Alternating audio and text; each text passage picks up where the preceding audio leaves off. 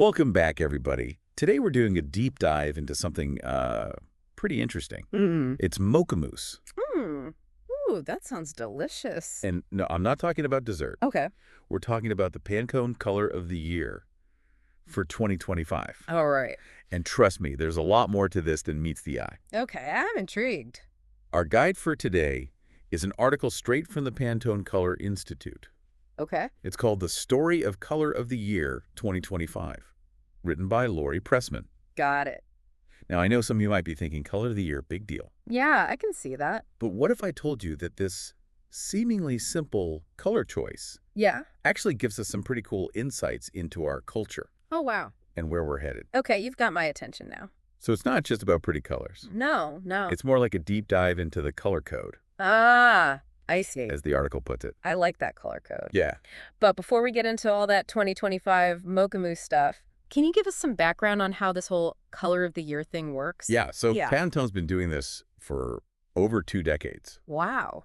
And it's become a super anticipated event in lots of different industries. Oh, for sure. They've got a team of experts who basically spend the entire year traveling the world. Wow, that's a tough job. Yeah, right.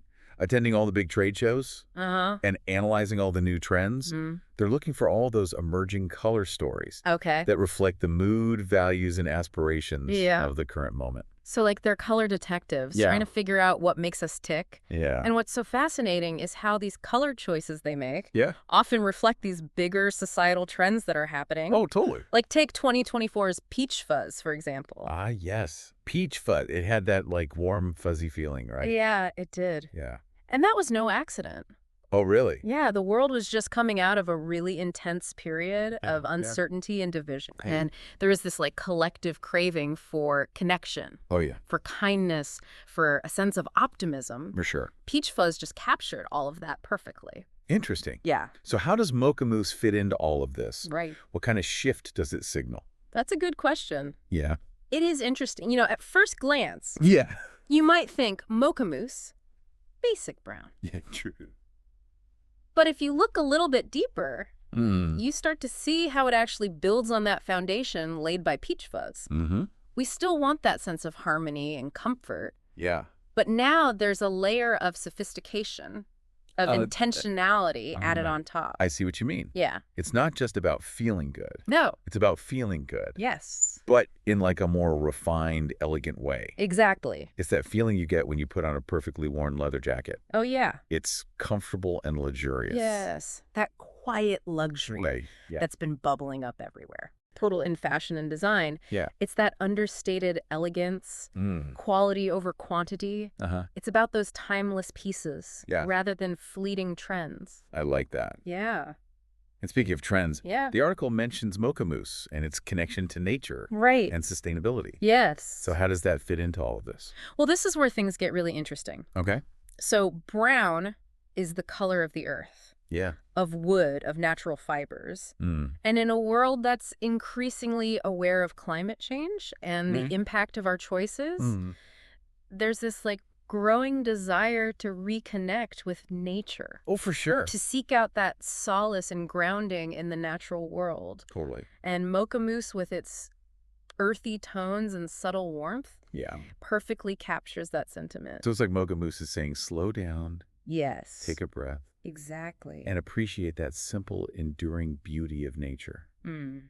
It's a color that whispers rather than shouts. Yeah, like that. And that whisper seems to be resonating with a lot of people. Yeah, I can see that. You see it in the rise of like biophilic design, Okay. which is incorporating nature into our living spaces. Oh, wow.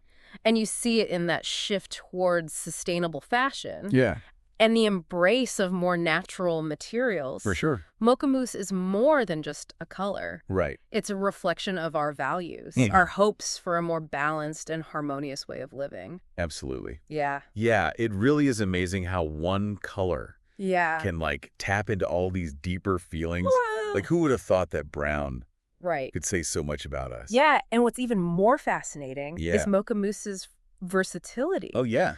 So we've talked about how it represents that shift toward Mm-hmm. thoughtful indulgence, Right. connection with nature, Yeah, but it's also like incredibly adaptable Okay. across all these different styles and aesthetics. You know, I was looking back through the article, and something that stood out to me was Uh-huh. Lori Pressman calling Mocha Mousse Okay. both a trend-led color Yeah. and a versatile neutral. Right.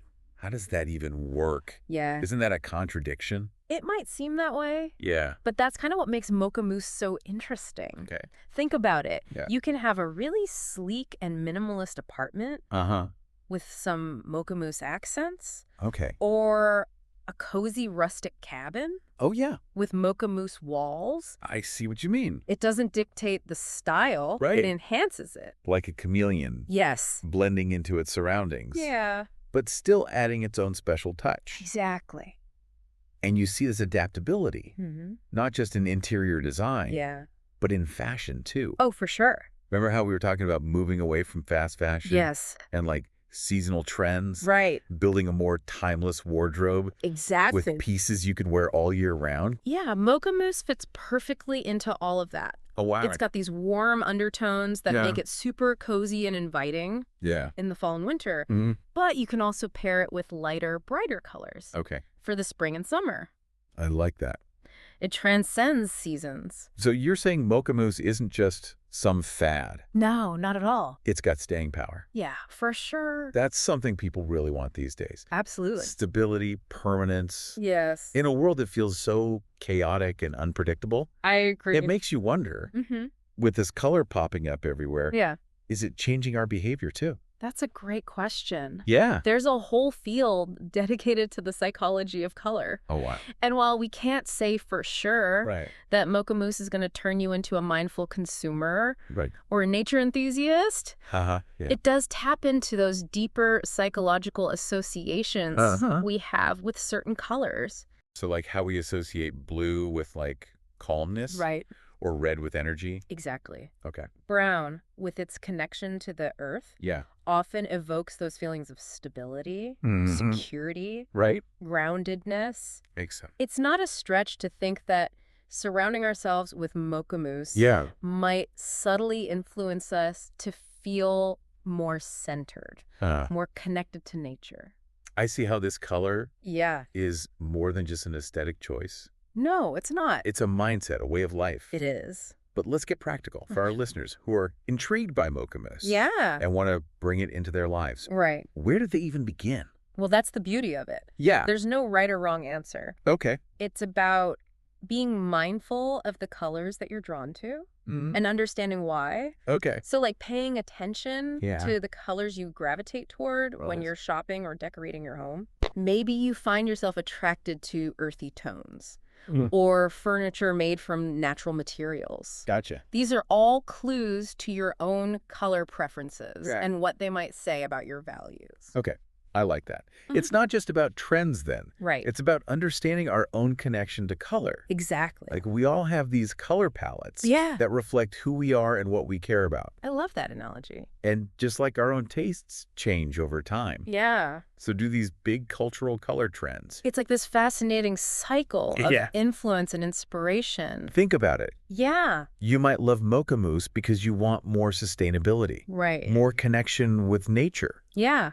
Or maybe you're subconsciously picking up on cues from fashion and design. It's a two-way street. So we're all part of this big color story, Exactly. whether we know it or not. Yeah, and that's why paying attention to these trends Yeah. can be so insightful. It's like holding up a mirror to society, Yeah. seeing ourselves reflected in these colors. Mm-hmm. We've explored a lot of cool stuff today, We have. from Pantone's color code Right. to all the meaning behind Mocha Mousse. It's been quite a journey. Before we wrap up, Yeah, what's the one thing you want our listeners to remember? that's a good question. Yeah. I think the most important thing is that color is a language. Okay.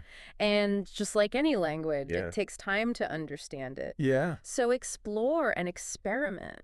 Yeah. Ask yourself why you like certain colors. Gotcha. You might surprise yourself. I love that. Yeah. That's great advice. Thanks. So as you go through your day, Yeah. pay attention to the colors around you, Mm-hmm. the ones that really grab your attention. Right. You might learn something new Sick. about yourself and the world. Who knows? Yeah. Maybe you'll start seeing Mocha Mousse everywhere.